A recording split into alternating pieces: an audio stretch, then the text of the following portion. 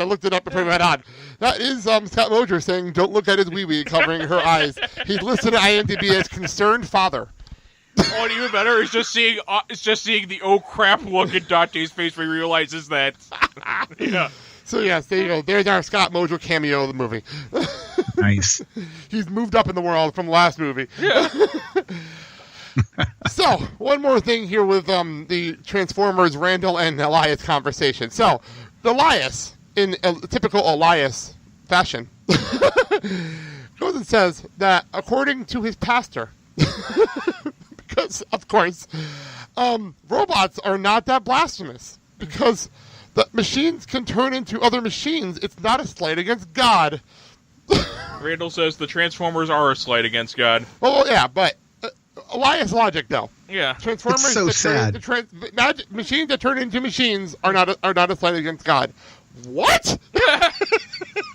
You know, the fact here's the core of that part of the scene, though. What's really sad, it's not the logic and the analysis of is the point accurate or not. It's the fact that he had to go ask his pastor. Like, that's not okay. I came from a religiously oppressive household as well as a kid. And it's just, even to me, it's sad that, like, I would never think of going to my pastor and asking whether or not that was an abomination to God. It's just, it wouldn't. Like, how would you even think to consider that it could be, to then have to go seek out that answer from a religious leader? Like, that's the sad part. I honestly think that his mom told him that. Yeah. So then he's like, well, That could be. If his mom says so, I'm going to check with my pastor to see if my mom's right. Yeah. That being the conversation. His mom, Norma Bates. Yeah, like, that's the kind of thing I could see. In that case, it's probably smart that he does go find someone else to ask. Yeah. Other than his mom. Totally. So. And then Randall, as Kyle said, he said Transformers are a total slight against God. As much as God sent his only begotten son to die at the cross to redeem mankind, and all we did to pay him back was make terrible fucking cartoons like the Transformers. Wow, Randall. Well, it's it's an accurate statement, but you got to switch out the series. It's the GoBots that were a slight against God. Did you catch? I don't want to skip ahead, but did you catch that he makes a GoBot reference?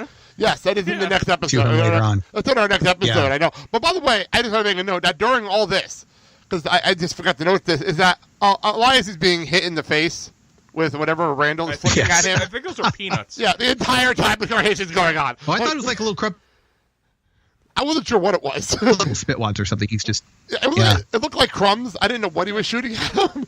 But and he's just taking it, you know, because that's part of his day at work. That's just what happens. Because at one point he says "ow," and at another point he says "nice shot" when it's all said and done. In his mind, he's Jesus bringing his own cross up to be crucified. Yeah. Oh wow, you went deep. Come on, you gotta admit that. Wow, dude. Yeah. I think he found our title of this episode. Oh my god! The Passion of the Elias. Man. Passion of the Elias. There it is. Well, remember the movie. The title of the movie was supposed to be Passion of the Clerks. Yeah. That was the title of this movie before it became Clerks 2. Oh man, that is deep. Man, they should have stuck with that title and just said that the Passion of the Christ was getting re-released. Oh my! Have all those people lined up to. Have all those people lined up to see a religious snuff film, watch a donkey show. Oh man! Well, the funny part is that Kevin will get all the protesters later when he gets to like Tusk. He'll deal with all the protesters then. Although in defense of that one was legitimately fucked up. Yes, it was. But that's a different time, different movie, different time. I still have, you get me the DVD. I still haven't watched Tusk. I still haven't watching it. So I have that at the time. All right. Well, that's that. That is our 2 minutes, and that is a lot there. And I hope everyone enjoyed this because we're having fun. We're having a lot of fun. Yeah. There's something I'm picking up here. Randall, for a lot of things he supposedly hates, has a lot of knowledge of this. So I have a feeling that a lot of this, like, say, the Transformers he actually likes, but he's just basically being a troll to Elias. Okay, hang on a second. Oh, yeah. I mean, dude's a professional troll. There was 2 things I'll say to that. Number 1, we live in a culture of people that complain about things that they don't like, but they've seen it. That's number 1. Yeah. And number 2, you're the same way. Because you complain about shit you didn't even see, yet you know a lot about it. So... Yeah, but here's the thing, though. Randal takes trolling to a whole nother level. We were talking earlier about how many of those little things does he have in his vest pocket there, his jacket pocket. Right. I have to think that Randal enjoys trolling him so much that it would not surprise me for him to go out of his way to actually look up more information on things. I mean, look at, again, I don't want to skip ahead, but some of the references to other things he trolls them on later, whether it be Lord of the Rings or GoBots. I mean, there's specific details there that he's using to troll. Yeah, now that's not just some casual guy that hears some stuff off the internet. I mean, and this guy's like he's invested. Yeah, I have a feeling these conversations go on every single solitary day. So, yeah. Oh yeah. All right, well that's that. The conversation ends with him mentioning the Bible camp flowchart, which we'll cover in the next episode. So we'll talk about that in the next episode. Eric, why don't you get your plugs in? Go for it. Oh, wow. Okay. Like I said, I'm on the Random Chatter Network, which you can find at randomchatter.com. We have a lot of different shows there. I am actually hosting fewer and fewer of them myself. We're trying to get some other projects launched. But we have a Star Wars sub-network called Force Chatter with some Star Wars shows. We've got shows covering we just launched DC Universe. We've got the Marvel Cinematic Universe. We've got just all kinds of different podcasts there.